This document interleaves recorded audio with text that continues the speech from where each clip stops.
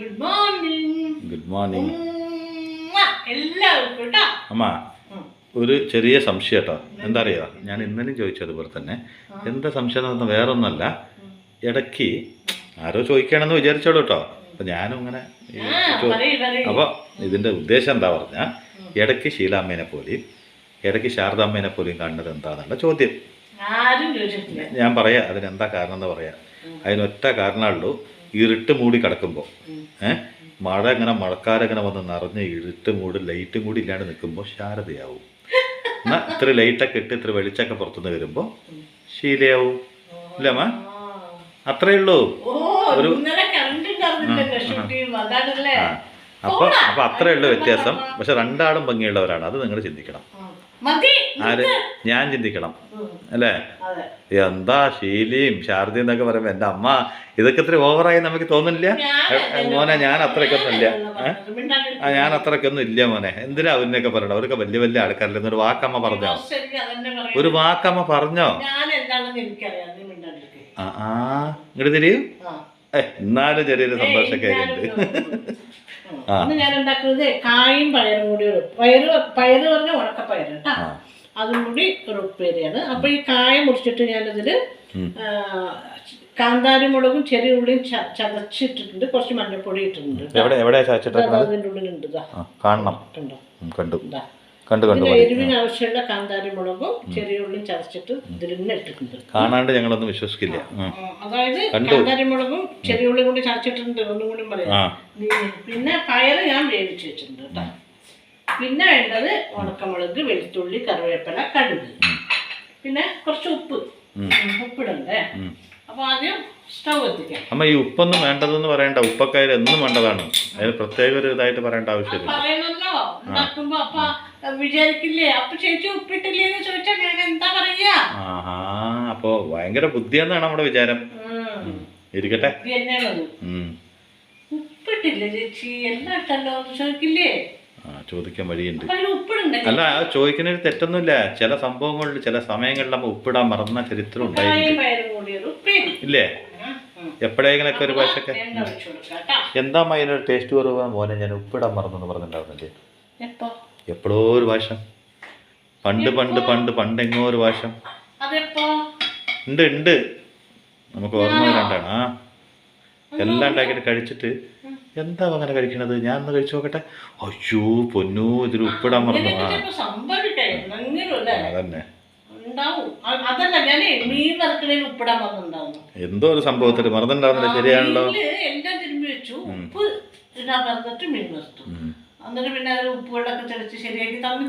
മധുര ഇടാൻ മറന്നിട്ട് പായസം വെച്ചിട്ടുണ്ടോ? ചോദിച്ചാ ചായ വെച്ചിട്ടുണ്ട്. സംഭവാമി യുഗേ യുഗേ. ചിലതൊക്കെ അങ്ങനെ സംഭവിക്കും. സ്വാഭാവികം. കടുകിടാണ്ട് ഒരു സംഭവം നടക്കില്ലല്ലോ. ഈ ഉപ്പേരല്ലേ, ഏത് ഉപ്പേര് വെക്കുമ്പോഴും കടുക് വേണ്ടേ? ഞാൻ പറഞ്ഞത് എല്ലാത്തിനും വേണമല്ലോ, എല്ലാത്തിനും കടുക് വേണമെന്നില്ല. അമ്മ എനിക്ക് ഒരു ചോദ്യം ചോദിക്കാനുണ്ട് അമ്മേൻ്റെ അടുത്ത്. ചോദിക്കും ഞാൻ. നമ്മുടെ ഒരു ഇൻഗ്രീഡിയൻസ് ഒന്ന് കണ്ടു നോക്കണേ. 2 ഉണക്കമുളക്, ഇത്തിരി വെളുത്തുള്ളി. ഇത് അമ്മ പറയും എൻ്റെ അമ്മ പണ്ട് വെച്ചതാണ് പറയും. ഇല്ലമ്മ? ഓ ഭയങ്കര വലിയ കാര്യമായി പോയി. അതിപ്പോ എത്ര വലിയ കാര്യം.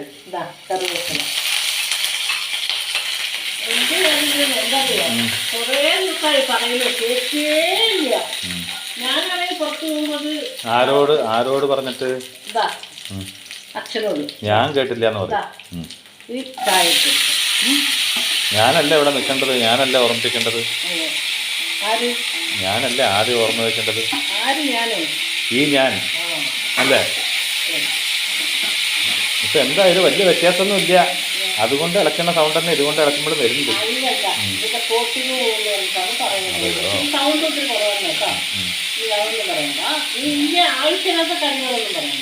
ആണോ?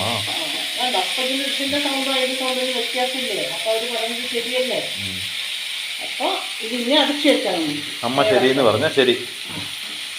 ഞാൻ അമ്മേനൊരു ചോദ്യം ചോദിക്കട്ടെ. ഇന്ന് ഞാൻ അങ്ങോട്ട് ചോദ്യം ചോദിക്കാം കേട്ടോ. ഉത്തരം അമ്മ എന്നെ പറയണം, നിർബന്ധമാണ്. എന്താ അറിയോ? റെഡി ആയി കേട്ടോ. വെള്ളം കുടിക്കണമെങ്കിൽ കുടിച്ചത്തിരി. അമ്മ എന്ന് വെള്ളം കുടിക്കാറുണ്ടല്ലോ. ഞാൻ ചോദിക്കുന്നതിന് മുമ്പ് തന്നെ വെള്ളം കുടിക്കുന്നത് ഞാൻ കഥ പറയുന്നില്ല, ഞാൻ ചോദ്യം. അപ്പം അമ്മ കഥ പറയും. ഇങ്ങനെ വെള്ളം കുടിക്കണമെങ്കിൽ അമ്മ ഭയങ്കര സീരിയസ് ആയിട്ടാണല്ലോ വെള്ളം കുടിക്കുക. അല്ല കേൾക്കമ്മ, ദാഹിച്ചിട്ടാണോ അമ്മ? ഞാൻ ചോദിക്കണത് എല്ലാവരും പറയും ഈ ലോകത്ത് ഇപ്പോൾ ഷാജഹാന് മുംതാസിന് വേണ്ടിയിട്ട് കുത്തുബ് മിനാർ കെട്ടി, ആദിൽ ഷാ മുംതാസിന് വേണ്ടിയിട്ട് താജ്മഹൽ കെട്ടി. അപ്പോൾ അത് ആദിൽ ഷാ അതുപോലെ ആദിൽ ഷാ അത് ചെറുപ്പം തൊട്ട് പഠിച്ചാണ്. പക്ഷെ എന്നാലും ഒരു സ്ലിപ്പ് വരുമല്ലോ. അപ്പോൾ ടങ് സ്ലിപ്പ് എന്നൊക്കെ പറയുമല്ലോ, അത് സ്വാഭാവികമാണല്ലോ. അപ്പോൾ ഷാജഹാന് താജ്മഹൽ കെട്ടി ആർക്ക് വേണ്ടിയിട്ട്? മുംതാസിന് വേണ്ടിയിട്ട്. അതുപോലെ ആദിൽ ഷാ സ്വന്തം ഭാര്യയ്ക്ക് വേണ്ടിയിട്ട് കുത്തുബ് മിനാർ കെട്ടി. ഇത് രണ്ടും ഭയങ്കര ഭംഗിയുള്ളതാണ്. പക്ഷെ താജ്മഹൽ എന്ന് പറഞ്ഞാൽ ലോകപ്രസിദ്ധമാണ്. അപ്പോൾ സാധാരണ നമ്മുടെ സിനിമകളിലാവട്ടെ ഒരു കോമഡി ആയിട്ട് എല്ലാവരും പറയും, പുരുഷന്മാർ ഇത്രയൊക്കെ സ്നേഹിച്ച കാരണം കൊണ്ട് സ്ത്രീകൾക്ക് വേണ്ടി താജ്മഹൽ കെട്ടി, സ്ത്രീകൾ ഒരു പുല്ലെങ്കിലും നട്ടോ എന്നൊക്കെ ഒരു പാട്ടടക്കമുണ്ട്. ഈ പൊമ്പളങ്കി കാതരതാൻ നമ്പി വിടാതെ വന്നൊരു പാട്ടൊക്കെ കേട്ടിട്ടുണ്ടോ? അങ്ങനെ കുറേ പാട്ടിലൊക്കെ ഒരു പുല്ലെങ്കിലും നിങ്ങൾ കൊണ്ടുപോയി നട്ടോ എന്നൊക്കെ ചോദിക്കുന്നുണ്ട്. അപ്പോൾ യഥാർത്ഥമായിട്ട് പറയുകയാണെങ്കിൽ ഈ ചോദ്യത്തിന് തീർച്ചയായിട്ടും നല്ല ഉത്തരം അമ്മ എനിക്ക് പണ്ട് പറഞ്ഞു തന്നിട്ടുണ്ട്. ആ പണ്ട് പറഞ്ഞു തന്ന ഓർമ്മയിൽ നിന്നും ഇപ്പോൾ ഈ നിമിഷം ആ ഓർമ്മയൊക്കെ ഒന്ന് പുതുക്കിയെടുക്കാൻ പറ്റിയ ഇന്നത്തെ ഈ ഒരു തലമുറ അങ്ങനെ പറയുന്നുണ്ടല്ലോ, എന്ന് വെച്ചാൽ താജ്മഹൽ കെട്ടി, കുത്തുബ് മിനാർ കെട്ടി, ആ സ്മാരകം കെട്ടി, ഈ സ്മാരകം കെട്ടി, അവരൊക്കെ മഹാന്മാരാണ്, പുരുഷന്മാരാണ്. അല്ല, പുരുഷന്മാർ ഒന്നും ചെയ്തിട്ടില്ല. അല്ല, പുരുഷന്മാരെല്ലാം ചെയ്തു. ആ സ്നേഹിച്ച വ്യക്തിക്ക് വേണ്ടി സ്ത്രീകൾ ഒന്നും ചെയ്തിട്ടില്ല. ഒരു സ്മാരകം പോലും ഭൂമിയിൽ എവിടെയും കാണാനൊക്കെ പറഞ്ഞ ആ സ്ത്രീകൾക്ക് വേണ്ടിയിട്ട് ഒരു 2 വാക്ക് സംസാരിക്കാൻ പറ്റുമോ? പിന്നെന്താ, അതെ, അവരൊക്കെ മരിച്ചു പോയിട്ട് അവരുടെ സഹധർമ്മിണിക്ക് പ്രിയതമയ്ക്കൊക്കെ വേണ്ടിയിട്ട് കുത്തുബ് മിനാറും താജ്മഹലും ഒക്കെ കെട്ടി. നല്ല കാര്യം അല്ലേ? അവരത് അവരുടെ സ്നേഹത്തിന്റെ പ്രതീകമായിട്ടാണ്, അതിന് കുറ്റം പറയുകയല്ല. പക്ഷെ ജീവിച്ചിരിക്കുമ്പോൾ തന്നെ ചരിത്രമായി മാറിയ എത്രയോ സ്ത്രീകളുണ്ട്. അത് നിനക്കറിയോ? അതെനിക്കറിയാം. അറിയോ? ഒരാളുണ്ട്, ഒലക്കെ ഓബവ്വാന്ന് പറയും. ഒരു ചരിത്രത്തിലെ ഒരു വനിതയാണ്. അപ്പോൾ അവരുടെ ഭർത്താവിന് ഈ കോട്ട കാവലാണ്. അവിടെ ചിത്രദുർഗ കല്ലിലെ കോട്ട, കല്ലുകൊണ്ടുണ്ടാക്കിയ കോട്ടയുണ്ട്. ആ കോട്ട കിടന്നിട്ടേ രാജ്യത്തേക്ക് കടക്കാൻ പറ്റും. അപ്പൊ ആ കോട്ടയുടെ മുകളിൽ ഒരു കാവൽക്കാരൻ തന്നെയാണ് അവർ താമസിക്കുന്നത്. ശത്രുക്കൾ ആരെങ്കിലും വരുമ്പോ നോക്കിയിട്ട് അപ്പൊ രാജ്യത്തിന് അവര് അറിയിക്കാനുള്ള ആളാണ്. ആളവിടെ നിൽക്കും. അപ്പൊ ഊണ് കഴിക്കാൻ മാത്രം ഒരു 10-15 മിനിറ്റ് ആയാലും വിശ്രമിക്കും. ആ സമയത്ത് ഭാര്യ വന്ന് നിൽക്കും ഇവിടെ. ചോറൊക്കെ ഭർത്താവിന് വിളമ്പി കൊടുത്ത് ഊണൊക്കെ അവിടെ എല്ലാം ശരിയാക്കിയിട്ട് ആ സമയത്ത് ഭാര്യ വന്നിട്ട് ഇവിടെ നിൽക്കും, നോക്കും. ഇങ്ങനെ അവരൊരു സാധാരണ സ്ത്രീയല്ലേ, അവിടെ നിൽക്കും. ഇപ്പൊ അവരെ കൊണ്ട് എന്തെങ്കിലും പറ്റുന്നു വിചാരിച്ചിട്ടൊന്നും ആയിരിക്കില്ല അവിടെ അവർ നിൽക്കുക. അങ്ങനെ അവരവിടെ നിൽക്കും. ആ സമയത്ത് ഒരു പ്രാവശ്യം അവരങ്ങനെ നിൽക്കുന്ന സമയത്ത് അവിടെ ശത്രുക്കള് ആ കോട്ടനുള്ളിൽ ഒരു ചെറിയൊരു ഒരാൾക്ക് നുഴഞ്ഞു കയറാൻ മാത്രം, ശത്രുരാജ്യക്കാര് ഒരാൾക്ക് നുഴഞ്ഞു കയറുന്ന രീതിയിലുള്ളൊരു തുരങ്കം ഉണ്ടാക്കിയിട്ട് അതിനുള്ളിൽ ഇങ്ങനെ നുഴഞ്ഞിട്ട് ഒരാൾക്ക് മാത്രമേ വരാൻ പറ്റൂ. അറിയാൻ പാടില്ലല്ലോ, ഈ രാജ്യക്കാർ കാണാൻ പാടില്ല, ഒളിഞ്ഞിട്ടല്ലേ അങ്ങനെ ചെയ്യുക. അപ്പൊ ഇവരിത് കണ്ടു, ഒരു തല അങ്ങനെ വരുന്നത്, ഒരു തല മാത്രം ഇങ്ങനെ കടന്നു വരുന്നത് ഇവർ കണ്ടു. ഇവർ വിചാരിച്ചു, ദൈവമേ ഇതെന്താപ്പത്, എൻ്റെ ഭർത്താവ് ഊണ് കഴിച്ച് വിശ്രമിക്കുകയല്ലേ എന്ന് പറഞ്ഞിട്ട് ഇവർ അകത്ത് വന്നിട്ട് ഭർത്താവിനോട് പറയാൻ വേണ്ടിയിട്ട് ഓടി വന്നു. അപ്പൊ ആളൊരു മയക്കത്തിൽ ഇങ്ങനെ പാതി മയക്കത്തിൽ കിടക്കുന്നത് കണ്ടപ്പോൾ അവർക്ക് തോന്നി, പാവം രാവിലെ തൊട്ട് ഉച്ച വരെ അങ്ങനെ നിൽക്കുകയായിരുന്നു. അപ്പൊ ആ ഒരു മയക്കത്തിലല്ലേ എൻ്റെ ഭർത്താവിനെ ബുദ്ധിമുട്ടിക്കരുതെന്നും പറഞ്ഞ് അവരും ചെയ്തു. അവർ മുക്കിലൊരു ഒലക്കയുണ്ട്. അവർ പണ്ട് ഒലക്കയൊക്കെ ഉണ്ടാവുമല്ലോ വീട്ടിലിരിക്കാൻ. മിക്സി ഒന്നുമില്ലല്ലോ രാജാക്കന്മാരുടെ കാലത്ത്, അതൊക്കെ തന്നെ ഉണ്ടാവുള്ളൂ. അല്ലമ്മ, അത് ശരി. ഇപ്പൊ ഇത്രയും വലിയ സംഭവം നടക്കുമ്പോൾ അരി പൊടിക്കാൻ വന്നതാ? അതല്ല, ഒലക്കി എടുത്തിട്ട് അവർ വന്നിട്ട് എന്ത് ചെയ്തു, ആ തുരങ്കത്തിന്റെ സൈഡിൽ നിന്നൊന്നും അറിയാണ്ട് ശബ്ദം ഉണ്ടാക്കാണ്ട് ഈ ഒരാളിങ്ങനെ കിടക്കില്ലേ, തല ഇട്ടിട്ട് കിടക്കുമ്പോ അവനെ അടിച്ചു, അയാളെ വലിച്ചിട്ടു. അങ്ങനെ അങ്ങനെ അങ്ങനെ അങ്ങനെ അങ്ങനെ എത്ര ശവങ്ങൾ. പക്ഷെ പുറത്ത് നിൽക്കുന്നവരെന്താ വിചാരിച്ചറിയോ, ഇവര് നുഴഞ്ഞു കയറി അകത്ത് കയറി. അങ്ങനെയാണ്. ഒരാൾ കയറി കഴിഞ്ഞ് കുറെ സമയം പിടിക്കുമല്ലോ അടുത്ത ആൾക്ക് കയറാൻ. അത്ര സ്ഥലമല്ലേ ഉള്ളൂ, ഒരാൾക്ക് നുഴഞ്ഞു കയറാൻ അത്ര സമയം. എന്ന് വെച്ചാൽ ഈ കോട്ടയുടെ മുകളിലേക്ക് കയറിട്ട് കയറിയാണ്, റോപ്പിട്ട് കയറിയാണ്. അതെ അതെ.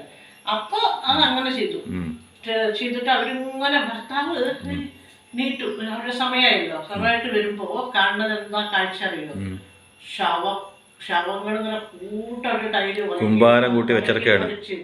ഒരു രക്തത്തിൽ മുങ്ങി ഭദ്രകാളിയെ പോലെ നിൽക്കുന്ന ആ ഒരു സാധാരണ സ്ത്രീയാണ്. ആ സ്ത്രീ അവരുടെ പേരാണ്, അവർക്ക് അന്ന് തൊട്ട് ആ രാജാവ് കൊടുത്ത പേരാണ് ഒനക്കെ ഓബവ. ഓബവ എന്നാണ് അവരുടെ പേര്. ഒനക്കെ ഓബവ എന്നുള്ള പേരിൽ അവര് പ്രസിദ്ധിയായി. പക്ഷെ ആ ഒരു സ്ത്രീ സമർപ്പിച്ചത് വെറും ഭർത്താവിന് വേണ്ടി മാത്രമല്ല, ആ രാജ്യത്തിനും കൂടി സമർപ്പിച്ച വീര വനിതയാണ് ഒനക്കെ ഓബമ്മ. പക്ഷെ അതൊക്കെ ചരിത്രമാണ്. ചരിത്രമാണെങ്കിലും കൂടി എപ്പോഴും ആരും ഇങ്ങനെ പറയില്ല. ഈ താജ്മഹലിനെയും കുത്തുബ് മിനാറിനെയൊക്കെ ആൾക്കാർ കാണാൻ പോണ പോലെ അതിന്റെ കാര്യങ്ങളൊക്കെ പാട്ടിലും കവിതയിലും ഒക്കെ പറയും പോലെ ഇതൊന്നും പറയാനില്ല. ചരിത്രത്തിൽ എവിടെയൊക്കെ വായിക്കാൻ കിട്ടും. ചരിത്രം എടുത്ത് നോക്കിയാൽ അതിനറിയാൻ പറ്റും, അത്രയേ ഉള്ളൂ. അതുപോലെ കിത്തൂര് ചെന്നമ്മ, റാണി കിത്തൂരിലെ റാണി ചെന്നമ്മ, അവരുടെ ഭർത്താവ് ക്ഷയരോഗം പിടിച്ച് അവര് ഭരിക്കാൻ ആരും ആളില്ലാണ്ടായപ്പോ അവര് ബ്രിട്ടീഷുകാരൊക്കെ ആ രാജ്യം പിടിച്ചെടുക്കാൻ വന്നപ്പോ ആ റാണി എന്താ ചെയ്തത്, അവസാന ശ്വാസം വരെ പോരാടി. ആ ഒരു കിത്തൂര് ചെന്നമ്മ അവർ ഒരുപാട് വീരവനിതയായി അല്ലേ. അതുപോലെ നമ്മുടെ എന്തിനാ അധികം പറയുന്നത്, നമ്മുടെ ഇന്ദിരാഗാന്ധിയോ ഒരു ലേഡി പ്രധാനമന്ത്രിയായിട്ട് എന്താണ് ചെയ്യാന്ന് ആൾക്കാരെ നോക്കിക്കൊണ്ട് നിൽക്കും. അവസാനം അവരെന്തായി, അയൺ ലേഡി എന്നുള്ള പേര്. അന്നത്തെ കാലം എന്ന് പറഞ്ഞാൽ ഇന്ദിരാഗാന്ധിയൊക്കെ പ്രധാനമന്ത്രി ആവണ കാലം, ആദ്യത്തെ വനിതാ പ്രധാനമന്ത്രി ഇന്ത്യയിലെ ഇങ്ങനെയൊക്കെ ആവണ കാലത്ത് പറഞ്ഞു പുരുഷന്മാരും കൂടി ഭരിക്കാൻ പറ്റാത്ത ഈ ഒരു സാഹചര്യത്തിൽ എന്ന് വെച്ചാൽ ഇന്ത്യയൊക്കെ അന്ന് അത്ര വലിയ പുരോഗമനം പിടിച്ച രാജ്യമൊന്നുമല്ല, ഒരുപാട് ദാരിദ്ര്യം പിടിച്ച ഒരു രാജ്യം. ഒരു 60 ലക്ഷത്തോളം ഉണ്ടോന്നും കൂടി അറിയില്ല പോപ്പുലേഷൻ. ആ ഒരു കാലഘട്ടത്തിൽ വനിത വരുമ്പോൾ ആദ്യം എല്ലാവരും പുച്ഛിക്കുകയാണ് ചെയ്തത്. അവസാനം ഈ ലോകം അവനൊരു പേര് വിളിച്ചു, എന്താണ്, അയൺ ലേഡി. അതുപോലെ നമ്മുടെ ചരിത്രത്തിൽ വായിച്ചിട്ടില്ലേ സത്യവാന്റെ ജീവന് വേണ്ടിയിട്ട്, അതൊക്കെ ജീവിച്ചിരിക്കുമ്പോ പോരാടിയ അതിനേക്കാളും വലിയ ത്യാഗങ്ങളാണ്. സാവിത്രി ഒരു മരിച്ചു കഴിഞ്ഞ സമയം നല്ലതല്ല, സത്യസാവിത്രി അല്ലേ, സത്യദേവി, സാവിത്രി ദേവി. അതുപോലെ നമ്മുടെ രാമായണം എടുക്കുമ്പോൾ എനിക്ക് എപ്പോഴും ഒരു കഥാപാത്രം ഇഷ്ടമാണ്. എന്താ അറിയോ, ശ്രീരാമന്റെ കൂടെ സീതാദേവി സഹധർമ്മിണിയാണ് പോയി. അവരൊരുമിച്ചാണ് വനവാസത്തിന് പോയത് ഭർത്താവിന്റെ കൂടെ. അതിൻ്റെ ഒപ്പം ലക്ഷ്മണൻ പോയി അല്ലേ, സഹോദരൻ. പക്ഷെ ആ സഹോദരന്റെ ഭാര്യ ഊർമിള വീട്ടിലായിരുന്നു.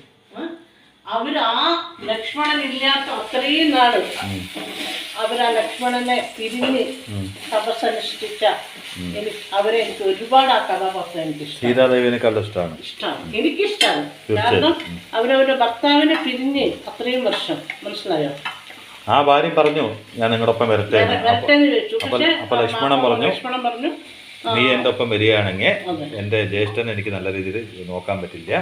പിതാവിന് തുല്യമായ ജ്യേഷ്ഠനെയും മാതാവിന് തുല്യമായ ജ്യേഷ്ഠത്തെയും നോക്കണമെങ്കിൽ എൻ്റെ ശ്രദ്ധ അങ്ങോട്ട് പാലിക്കാൻ പറ്റില്ല. അതുകൊണ്ട് നീ വരരുതെന്ന് പറഞ്ഞ ആ വാക്ക് പാലിച്ച് അത്രയും വർഷം വനവാസകാലം മുഴുവനും 14 വർഷം. അപ്പൊ സീതാദേവി ഭർത്താവിൻ്റെ ഒപ്പം പോയി. അവര് ഭർത്താവിൻ്റെ ഒപ്പമാണ് എല്ലാ കഷ്ടങ്ങളും സുഖങ്ങളും ഒക്കെ. അങ്ങനെ അവരുടെ ദാനങ്ങളും കൂടി ആ സീതാദേവി ഇഷ്ടമില്ല എന്നല്ല, ഒരു സീതാദേവി നമുക്ക് ദൈവതുല്യാണ്. പക്ഷെ ആ ഊർമിള എനിക്ക് ഒരുപാട് ഇഷ്ടമാണ്. അറിയപ്പെടാതെ പോയ ഊർമിളയെ എനിക്ക് ഒരുപാട് ഇഷ്ടമാണ്. എവിടെയും പുരാണങ്ങളില് സീതാമാതാവിനെയും ലക്ഷ്മണനെയും രാമനെയും പറയുമ്പോഴും ഈ ഊർമിളയെ കുറിച്ച് ആരും പറയുന്നില്ല. അപ്പൊ അത്രയും വർഷം അവര് ആ രാജ്യത്ത് ഭർത്താവിന് വേണ്ടി കാത്തിരുന്നു. ഏകാംഗിയായി എന്തൊക്കെ ദുഃഖങ്ങൾ, വിരഹ ദുഃഖം എല്ലാം അനുഭവിച്ചിരുന്ന ആ ഊർമിളയെ കുറിച്ച് ഒരിക്കലും ആരും പറയുന്നില്ല. അവസാനം രാവണാസുര യുദ്ധം നടക്കുന്ന സമയത്ത് എന്റെ ഭർത്താവ് തിരിച്ചു വരുമെന്നുള്ള ഉറപ്പുമില്ല. അങ്ങനെയുള്ള സമയത്ത് ഭർത്താവിന്റെ ആയുസ്സിനും ത്യാഗമയായ ഊർമിളയെ കുറിച്ച് എവിടെയെങ്കിലും കേട്ടിട്ടുണ്ടോ? അങ്ങനെ ഒരുപാട് കഥാപാത്രങ്ങൾ നമുക്ക് ഉണ്ട്, സ്ത്രീ കഥാപാത്രങ്ങൾ, സ്ത്രീ രത്നങ്ങൾ. അതൊക്കെ ആരും അറിയുന്നില്ല. പക്ഷെ താജ്മഹലും കുത്തുബ് മിനാറും എല്ലാവരും പറയും, അയ്യോ കുത്തുബ് മിനാറിന്റെ ഭംഗി, താജ്മഹൽ. പക്ഷെ അതിലൊരു ചെറിയൊരു കാര്യമുണ്ട്. മുംതാസ് അത്രയും ആ ഭർത്താവിനെ സ്നേഹിച്ചത് കൊണ്ടാണ് ഷാജഹാൻ അങ്ങനെ ഒരു താജ്മഹൽ കെട്ടിയത്. അതും കൂടി ഒന്ന് ചിന്തിക്കണം. ഇപ്പൊ ഒരു സ്വൈര്യവും കൊടുക്കാത്ത ഒരു ഭാര്യയാണ് മരിച്ചതെന്നുണ്ടെങ്കിൽ അതിന് എവിടെയെങ്കിലും സാധാ മശാനത്ത് മാത്രമേ ഒരു ശവകുടീരം ഉണ്ടാവുള്ളൂ. ജീവന് തുല്യമായിട്ട് അയാൾ ആ ഭാര്യയെ സ്നേഹിക്കണമെങ്കിൽ അത്രയും സ്നേഹം നൽകി മരണാന്തരവും ഇത് ലോക പ്രസിദ്ധമാവണമെന്ന് ഷാജഹാൻ വിചാരിക്കണമെങ്കിൽ അത്രയും ഒരു ദിവ്യത്വമുള്ളൊരു സ്ത്രീ ആയിരിക്കും മുംതാസ്, അതല്ലേ?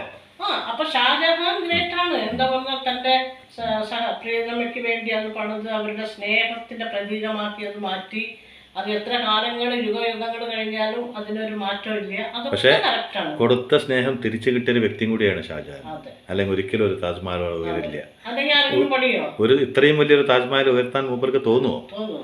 ഒരു സ്നേഹമില്ലാത്തൊരു വ്യക്തിക്ക് വേണ്ടിയിട്ട് ഇത്രയും ലോകം മുഴുവൻ എത്ര കാലഘട്ടങ്ങൾ കഴിഞ്ഞാലും ലോകത്തിൽ ഇന്നും കാണാൻ ഇത്രയും സൗന്ദര്യമായ പ്രേമത്തിന്റെ പ്രതീകമായി മാറിയിട്ടുള്ള താജ്മഹൽ പോലെ സുന്ദരമായ ഒന്നിനെ കെട്ടാൻ ആളുടെ മനസ്സിന് തോന്നിക്കോ?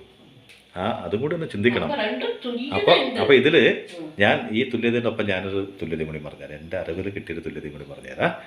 ഞാൻ ആഗ്രഹിക്കുന്നത് അല്ല, ഞാൻ ചിന്തിക്കുന്നത് എന്താന്ന് പറഞ്ഞാൽ, ഒരു കുടുംബം, ആ കുടുംബത്തിൽ ഭർത്താവിൻ്റെ പോരായ്മകളും മക്കളുടെ പോരായ്മകളും ഉള്ളതും ഇല്ലാത്തതും എല്ലാം സഹിച്ച് ഈ ജീവിതം വേണ്ടാന്ന് പറഞ്ഞ് മക്കളെ വിട്ട് ഓടിപ്പോവാത്ത ഏതൊരമ്മയും ശരിക്കും പറഞ്ഞാൽ ജീവനോടുള്ളൊരു സ്മാരകമാണ്. അതുപോലെ ഭർത്താവിൻ്റെ ഗുണങ്ങൾ അനുസരിച്ച് ചിലപ്പോൾ എല്ലാ സ്ത്രീകളിലും പുരുഷന്മാരിലൊക്കെ ഉണ്ടാവും പോസിറ്റീവ് നെഗറ്റീവ് ഒക്കെ.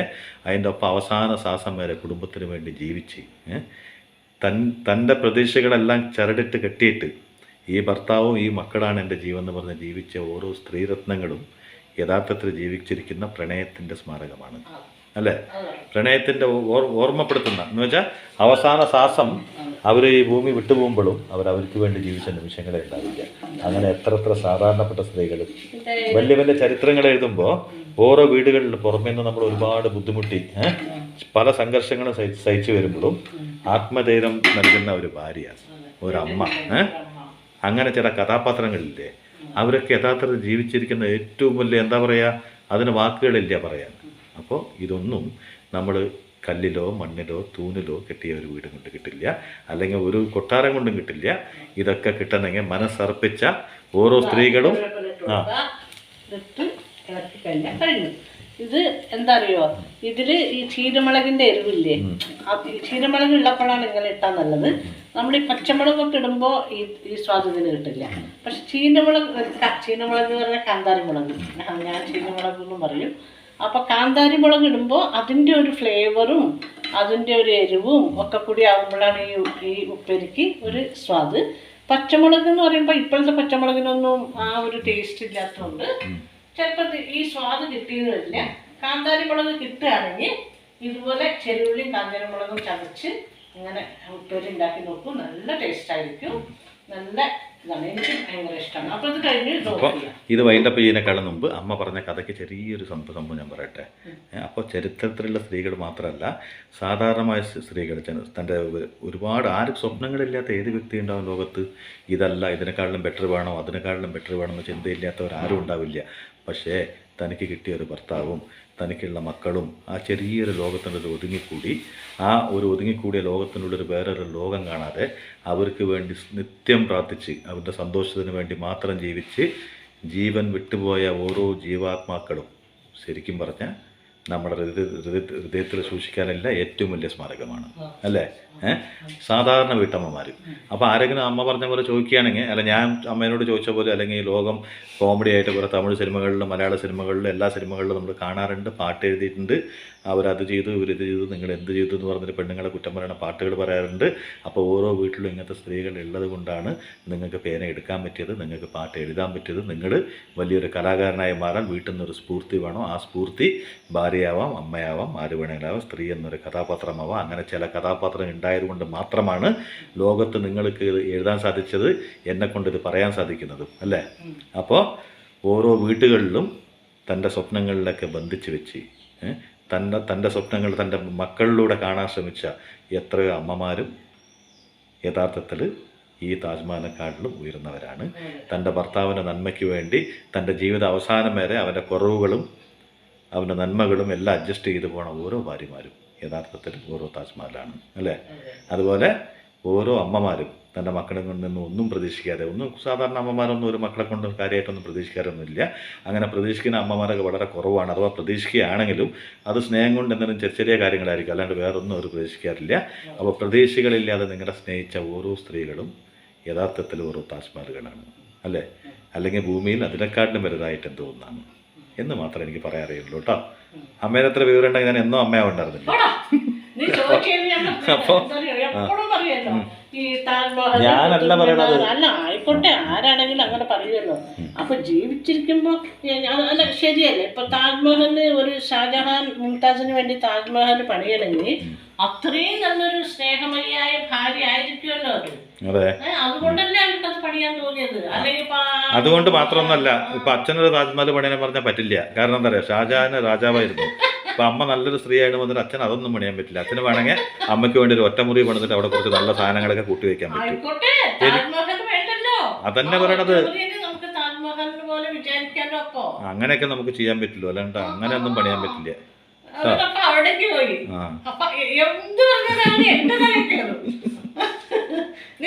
ഇന്ന് ഞാൻ പറയേണ്ട ആവശ്യമില്ല. അമ്മ തീർച്ചയായിട്ടും നിങ്ങളുടെ ഭക്ഷണം കഴിക്കാൻ വിളിക്കും. കാരണം എന്താ അറിയോ, ഇങ്ങനത്തെ ഉപ്പേരൊക്കെ ഉള്ള അമ്മ മനസ്സ് തുറന്ന് വിളിക്കും. വരൂ കേട്ടോ, വരൂ വരൂ പറയും. പറയാ അതെ, നിങ്ങൾ ഇവനെ അടിച്ചോടിച്ചിട്ടാണ് നിങ്ങൾക്കുള്ള ഭക്ഷണം ഞാൻ തരും.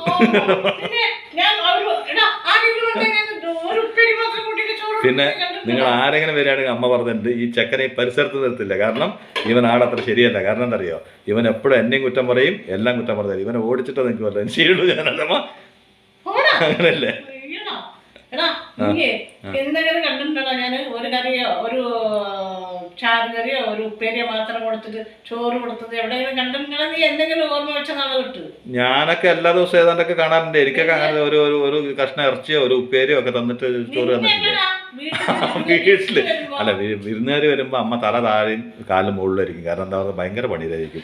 4 പരിപ്പ് വട മേടിച്ചിട്ട് വന്നാൽ മതി, ചായയുടെ ഒപ്പം കൊടുത്താൽ അവർ സുഖമായിട്ട് കഴിച്ചിട്ട് പോക്കോളൂ. ആ പരിപ്പ് വട വീട്ടിലുണ്ടാക്കും. ഇത്രയും വിട്ടിയായ നമ്മേനെ ലോകത്ത് എവിടെ കാണാൻ പറ്റില്ല. നമ്മുടെ വീട്ടില് നമ്മുടെ കൈ കൊണ്ട് ഉണ്ടാക്കി നമ്മുടെ സ്നേഹം കൊണ്ടും നമ്മുടെ ഒരു മനസ്സിന്റെ തൃപ്തിയാണ് നമ്മുടെ വീട്ടിൽ വന്നവർക്ക് വീട്ടിൽ നിന്ന് ഉണ്ടാക്കി കൊടുക്കുന്നത്. അതെ, പക്ഷെ ഒരാൾക്ക് പരിപ്പുവട ഇഷ്ടമാണെന്ന് പറഞ്ഞാൽ ഒരു 10 പരിപ്പുവട മേടിച്ചു വന്നാൽ പരിപാടി കഴിഞ്ഞു. അതിന് അമ്മ തലകീഴായിട്ട് മറിഞ്ഞ പരിപ്പുവട ഉണ്ടാക്കി അതിനെ കൊടുത്ത് എങ്ങനെയുണ്ട് മാളേന്ന് ചോദിക്കുമല്ലോ. അതാണ്. അതെ, അതിലൊരു സംതൃപ്തി ഉണ്ട് കേട്ടോ. ഞാൻ എന്റെ അമ്മയിൽ നിന്നൊക്കെയാണ് അത് പഠിച്ചത്. എന്റെ വീട്ടിൽ ആര് വന്നാലും അതെന്താ പിന്നെ എനിക്ക് എന്റെ അമ്മയിൽ നിന്ന് അങ്ങനത്തെ ഒന്നും പഠിക്കാൻ പറ്റണ്ടായത്? ഞാൻ പഠിച്ചിട്ടുണ്ട് അത്യാവശ്യം. മതി, ഇനി കൂടുതൽ പഠിച്ചാൽ ഞാൻ ഭയങ്കരമായി പോകും അല്ലേ. അയ്യോ, അല്ല അച്ഛൻ മേടിച്ച വടി അതെവിടെ എവിടുന്ന് പൊട്ടിച്ചുകൊണ്ടെന്ന് വെച്ചാൽ എന്താ പറഞ്ഞല്ലോ, അതെവിടെ? അയ്യോ, അപ്പൊ ഇത് കഴിഞ്ഞോ? അപ്പൊ ഊണ് കഴിക്കാനൊന്നും വിളിക്കുന്നില്ലേ? ആ, ഇത് കൂട്ടി അത് ഫ്രിഡ്ജിൽ തന്നെ ഉണ്ടാവുള്ളൂ. അത് നിങ്ങൾ വരികയാണെങ്കിൽ ഞാൻ അപ്പൊ എന്തെങ്കിലും പെട്ടെന്ന് ചടപടാന്നൊക്കെ ഞാൻ ഉണ്ടാക്കി തരും. എനിക്കാണെങ്കിൽ അതൊന്നും എടുക്കൂല്ല, ഉണ്ടാക്കൂല്ല. അല്ല എന്നാണോ ഭക്ഷണം കഴിച്ചിട്ടുള്ളത്? എന്റെ പൊന്നു, എന്തൊരു കഷ്ടാണ്. Okay, by. വിളിച്ചോ? വിളിച്ചില്ല.